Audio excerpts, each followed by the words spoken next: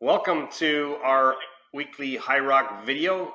If you are watching for the first time and are interested in learning more about High Rock, please check out our website at highrockcapital.ca.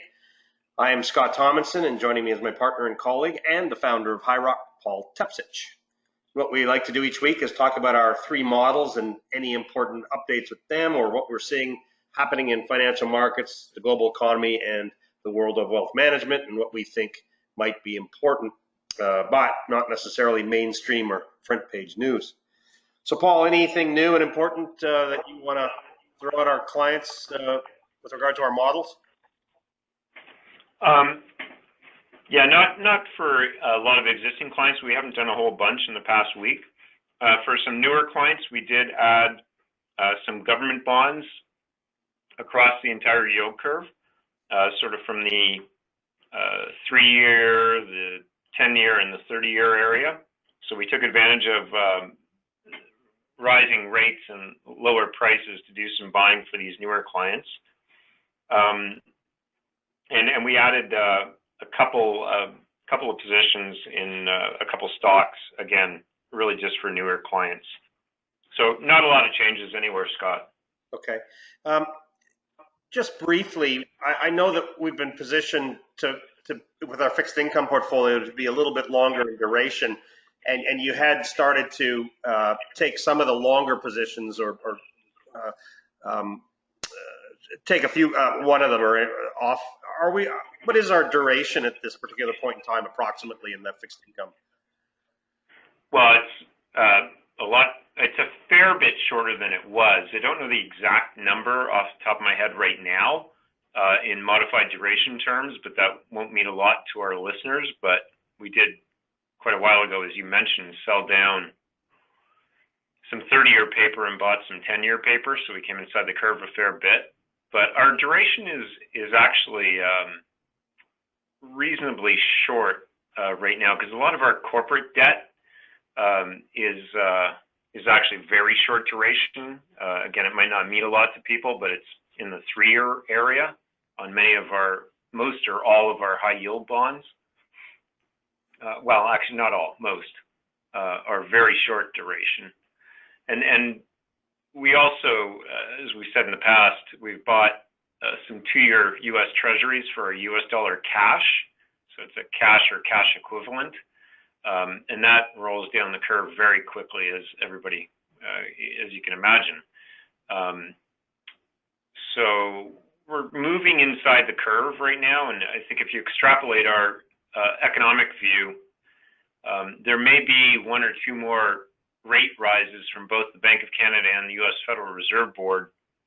But at some point here, although the curve could still very well go invert and go negative, at some point, the shock to the system would be a steeper curve and 2-year yields actually dropping very substantially. So we're just starting very slowly to take some of our duration off and just start slowly moving it inside the curve, and both selling 30-year corporates and buying U.S. 2-year treasuries as an example of that. Excellent, thanks. And we'll talk a little bit about where we are in the cycle as we get through this this presentation. So, and speaking of the economic cycle, we have been, and as clients know, we take a long-term view as to how we position our portfolios from a tactical perspective. So, going with what you've just been talking about, we've had a great deal of conversation lately around where we are in the economic and investing cycle. And we know that over time we will have periods where the investment environment presents better opportunities, and more often than not, some of those opportunities will follow market corrections, often brought on by an economic shock or even a recession. And history continues to show us these patterns over time. And as we look here at this history of the U.S. GDP growth, you can see where how these cycles have played in, and of course we're well into and closing in on the end of the most recent cycle, and we've just seen a jump in economic growth, but something we kind of think is sort of the last hurrah and something we'll talk about it just a bit more as we look at the GDP numbers that were issued or presented to us last week. And once again, we see that jump there. Now, we know that there were two major contributors to this. One was an increase in consumer spending, which follows on most of the tax breaks that have been trickling through the U.S. System. The other thing that happened was exports were up considerably, and that's in advance, companies and industries getting ready for the potential for higher tariffs coming from some of this protectionist squabbling that's been going on. So it's just something that we're monitoring, but we do again believe that we are closing in on the end of the cycle. And as we do follow down that cycle, there will be some opportunities that present themselves, right? Absolutely. For sure there will. All right. Now moving along with that theme, we have the U.S. Employment and unemployment data coming out on Friday last month. And again, to go back, just looking at all of those different cycles, we know historically that when the current unemployment data crosses with the 3-year moving average, the 36-month moving average of employment data, historically it's been the end of cycle. And again, we're looking at a point here where last month we saw an uptick in the unemployment rate, and that moving average will continue to come down. And even if unemployment remains as it is, we could potentially see them intersect and cross. So that's something else that obviously we've monitored for quite some time and continue to monitor as this occurs. The one thing that we will say that's possible is if we do get some of this these trade tariffs happening, and it does start to put some slowing pressure on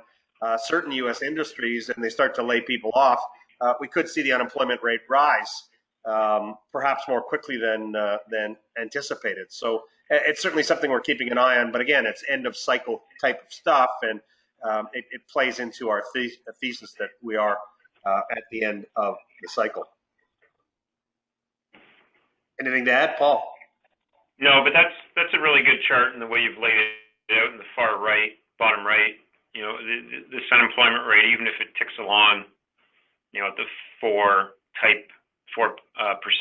range, that 36 months moving average would continue to drop. So, I mean, we can't predict exactly when a recession is going to be. All we can do is look at various indicators like this and keep our eye on it. So who knows? It could be 3 months, could be 6, could be a year, could be more. Yep. And because we take a long-term perspective, we have to have some patience with how these things unfold and let them present the opportunity to us to take advantage of. You spoke of the yield curves earlier. Just a refresher for as we've also been using what the bond markets tell us. Here's the latest on the U.S. 2-year to 30-year spread between the 2-year and the 30-year. It got to a low of about 35 basis points. It jumped a little higher. It's actually come back a little bit since then. Any thoughts here, Paul? No, I don't have any changes there. I mean, you've kind of spoken a bit about the yield curve.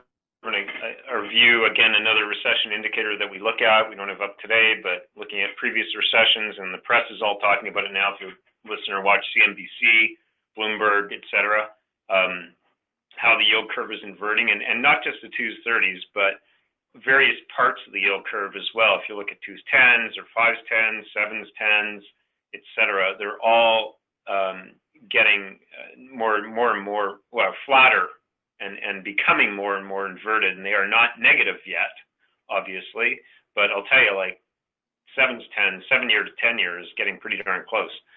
So our view is that this will likely continue to flatten and look more inverted, but again, we need to prepare for a shock to the system, which would would in fact go the other way. So we are slowly taking off some of that longer duration risk.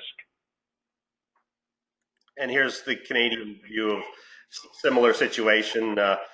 Canadian got down to 23 basis points, 2s to 30s, now at 29, but still the trend has been for a flatter yield curve, and that again for Canada does also point in the direction of potentially slowing economic growth. Another thing that we follow obviously is what's going on in the world of debt. U.S. budget deficit continues to expand significantly. The fact that we saw a pretty sizable increase in U.S. GDP for the second quarter has not helped add revenue to the. In fact, we're continuing to see widening between revenue generation for the U.S. Treasury and spending. So even though the tax cuts were intended to be paid for by increased growth, it just isn't happening. And that is also pushing U.S. government debt levels to new records and to the point where now the U.S. Debt to GDP ratio is about 105%. So that's pretty significant. Anything to comment on there? Mm-hmm. Without making a political comment, no, but it doesn't really seem to matter who's in power in the government at any level, whether it's the administrative level or the executive or the House level. They all seem to run up debt. That's for sure. Yeah, it's a matter of how much and how quickly. And just the unfortunate thing, or what could happen is if we do head into a recession sooner rather than later, it just limits their ability to fiscally spend their way out of that because they're already at such significant debt levels. But we'll see how that evolves. That's true, but arguably, the level of federal debt around the globe, sovereign debt, is so high and so extreme, it will never ever be paid back. It's just a matter of how much it slows down future economic growth. So that's the problem, really, is it just goes more and more goes towards servicing debt. And you think about your own household level, when interest rates in the short end, where most of our debt is funded, certainly as consumers, short-term rates rise, we pay more in interest rates. Well, you have less money to spend each month and travel and buy things. So the same with the government. Now they are able to fund across the entire yield curve, but nonetheless, they're spending more each month or each day on servicing that debt, more interest expense each day. That just slows down, future growth. Same as the household level. Yep, and all of that right now, with rising interest rates, as you said, the debt service problems start to appear. And that's one of the reasons we think the consumer, both in Canada and the United States, is going to be strapped going forward, which will probably detract from the potential for economic growth. All right, well, we've talked enough this time around, so that's it for this week. Thanks, everybody, for taking the time to tune in. We love to get your feedback, so feel free to send us any questions or any concerns or any issues you want us to discuss. I'm away next week, so we'll reconvene here again in 2 weeks' time. But until then, we hope that you continue enjoying the summer.